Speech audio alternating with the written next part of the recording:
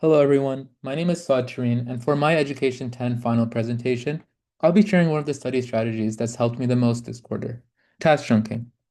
So what exactly is task chunking? Essentially, it's dividing a large assignment into smaller steps.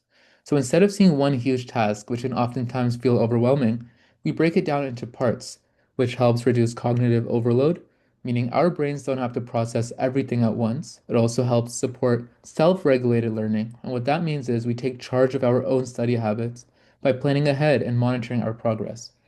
Task chunking also directly benefits a lot of different related concepts and skills, such as goal setting, time management, and motivation, all of which are strengthened by chunking information. For example, if I have 100 slides to study for, chunking helps me say, okay, today I'll do slides 1 through 25 and so on, just so I know exactly where to start.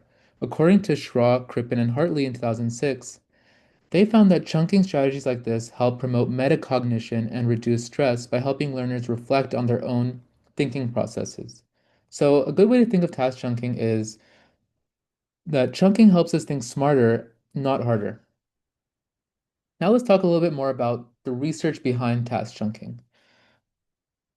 Starting off with Dweck's work in 1986, he found that showing he found that students who focus on mastery goals, which means goals centered around learning and growth, are more likely to persevere when faced with challenges. This mindset makes it easier to stick with chunked plans, and even when tasks get difficult, it's all about promoting that effort and that resilience. Next, Bjork, Dunlosky, and Cornell in 2013 emphasized that self-regulated learners are better at organizing their study sessions. They found that these learners plan ahead, manage their time, and break tasks into manageable parts, which is the foundation of chunking. Finally, Duckworth and colleagues in 2019 studied the role of self-control in academic achievement. They found that students who could stay focused and align their actions with long-term goals, like completing one chunk at a time, were more successful overall. So as you can see, across motivation, across metacognition, and across behavior, research strongly supports task chunking as a way to learn more efficiently and effectively. So now I want to talk about my own personal experience with task chunking. The task that I had was to review 100 slides of a microbiology lecture. Instead of trying to memorize everything the night before, I broke the content into chunks across 5 different days. So as you can see here, on day 1, I reviewed slides 1 through 25. On day 2, I reviewed slides 26 through 50, and so on until day 4. I was able to completely review all 100 slides. Then on day 5, I used that final day for self-testing and also reviewing weak spots that I had, which gave me time to actually reinforce the material instead of just rereading it. Something else I wanted to notice was I scheduled my study sessions during the afternoon, which I found to be my peak focus time during my time in the Education 10 class. So all in all, chunking made the task feel more manageable and also helped me stay consistent without feeling overwhelmed.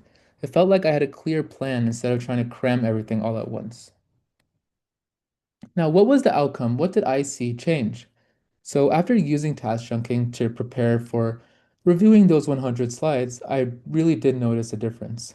Firstly, I completely avoided that usual feeling of panic and procrastination. Since I did have a set plan to follow, I didn't wait until the night before or feel overwhelmed that I had to study everything at once.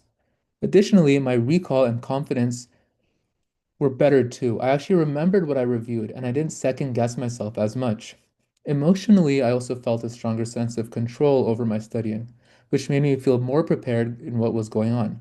And that was new for me. I wasn't just hoping for the best, I actually understood what I was studying. Chunking also helped me long term.